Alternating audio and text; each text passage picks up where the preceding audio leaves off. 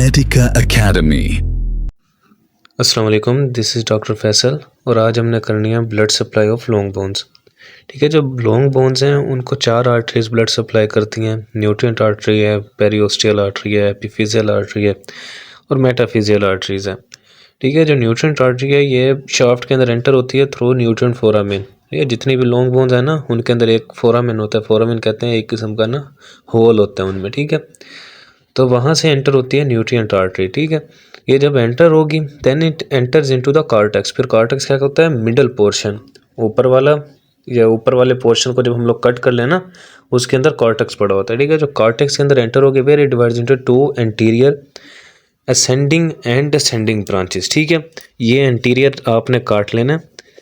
Ascending और descending branch के अंदर वो आगे फर्दर डिवाइड हो जाती है which form hair pin like structure at metaphase. ठीक है, अब क्या न्यूट्रिएंट आर्टरी सबसे पहले किधर गई, न्यूट्रिएंट फोरामेन के अंदर गई। न्यूट्रिएंट फोरामेन से एंटर होकर किधर चली जाएगी, कॉर्टेक्स के अंदर चली जाएगी, मतलब मिडल पोर्शन में चली जाएगी। फिर वहाँ पे जाके ये असेंडिंग ब्रांच देगी और डिसेंडिंग ब्रांच देगी।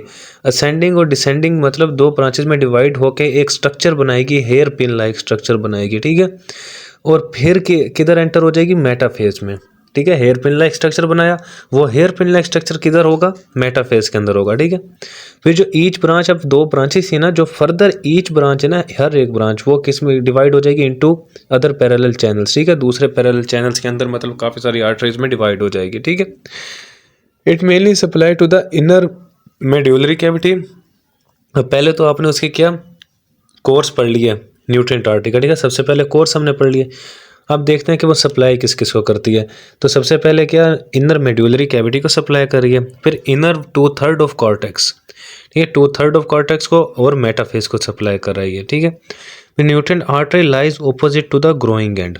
ठीक है, एक ग्रोइंग एंड होता है हर बोन का। ठीक है, जो न्यूट्रिएंट आर्टरी हमेशा किधर होगी, opposite to the growing end होगी। यहाँ मैंने आपको एग्जाम्पल दे दिया। तो अपर एंड ऑफ ह्यूमरस है, वो क्या है, ग्रोइंग एंड है। किसका, अपर एंड जो है ना ह्यूमरस का, वो है उसका ग्रोइंग एंड। तो फिर न्यूट्रिएंट फोरामेन किधर होगा, वो लोअर एंड पे प्रेजेंट होगा। ठीक है, जो न्यूट्रिएंट आर्टरी फिर लोअर एंड से एंटर होगी, न्यूट्रिएंट फोरामेन होगा उधर। न्यूट्रिएंट फोरामेन से वो फिर जाएगी कॉर्टेक्स है, कॉर्टेक्स से मेटाफेज पे जाएगी, 2 ब्रांचेस देगी। वो ब्रांचेस मेटाफेज में क्या बनाएंगी, हेयर पिन लाइक स्ट्रक्चर बना लेंगी। ठीक है, फिर वो फर्दर आगे पैरेलल चैनल्स का मतलब है ब्रांचेज हैं, फर्दर आगे ना ब्रांचेज में डिवाइड हो जाएगी ट्री लाइक। फिर लोअर एंड ऑफ रेडियस है, लोअर एंड ऑफ फीमर है, अपर एंड ऑफ टिबिया। ठीक है, ये आपने देख लेना, ये क्या है, इनके ग्रोइंग एंड है। तो इसके ऑपोजिट ही क्या, न्यूट्रिएंट आर्टरी प्रेजेंट होगी या न्यूट्रिएंट फोरामेन होगा। उसके बाद आ जाएगा दूसरा, periosteal artery present beneath the periosteum. ठीक है, पेरियोस्टियम के नीचे प्रेजेंट होते हैं periosteal artery and enters Volkmann's canal to supply outer 1/3 of cortex. ठीक है, 2/3 of cortex nutrient artery provide करी थी, 1/3 ऑफ कॉर्टेक्स कौन प्रोवाइड करे, पेरियोस्टियल आर्टरी प्रोवाइड करे। ठीक है, उसके बाद आ जाएगा एपिफिजियल आर्टरी।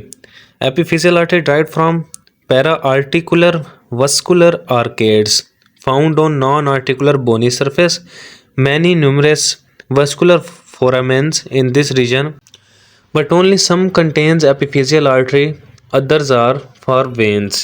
ठीक है, तो कुछ में ही बोन्स के अंदर एपिफिजियल आर्टरी प्रेजेंट होती है, कुछ के अंदर प्रेजेंट नहीं होती। तो मैंने आपको कहा था मेनली 3 आर्टरीज होती हैं, न्यूट्रिएंट आर्टरी है, पेरियोस्टियल आर्टरी है, मेटाफिजियल आर्टरी है। ठीक है, जो एपिफिजियल आर्टरी है ये इतनी इंपॉर्टेंट नहीं है, किसी किसी में प्रेजेंट होती है, तो ये एपिफाइजिस को ही सप्लाई करती है। उसके बाद आ जाएगा मेटाफिजियल आर्टरी।